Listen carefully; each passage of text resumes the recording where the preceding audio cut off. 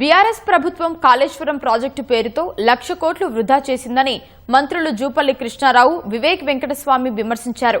వికసిత్ భారత్ అని చెబుతున్న కేంద్ర ప్రభుత్వం పెద్ద మనసుతో తెలంగాణ పక్షాన నిలబడాలని కోరారు. కుమురం భీం ఆసిఫాబాద్ జిల్లా కౌటాలలోని ప్రాణహిత చెవెళ్ల ప్రాజెక్టు స్థలమైన తుమ్మిడిహట్టిని మంత్రులు జూపల్లి కృష్ణారావు, వివేక్ వెంకటస్వామి సందర్శించారు. పూజా కార్యక్రమాలు నిర్వహించారు.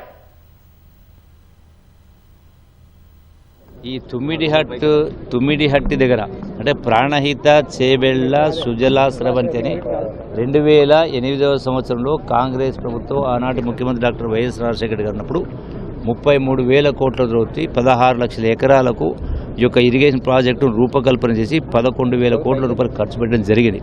కానీ ఆ తదనంతరం వచ్చినటువంటి బీఆర్ఎస్ ప్రభుత్వం కేసీఆర్ గారు అక్కడ మేడిగడ్డని, సుందిళ్ళని ఇట్లా బ్యారేజీలు కట్టే కార్యక్రమం చేసి అవి కుప్పగూలినాయి. వాటిని ఉపయోగించుకునే పరిస్థితి లేదు.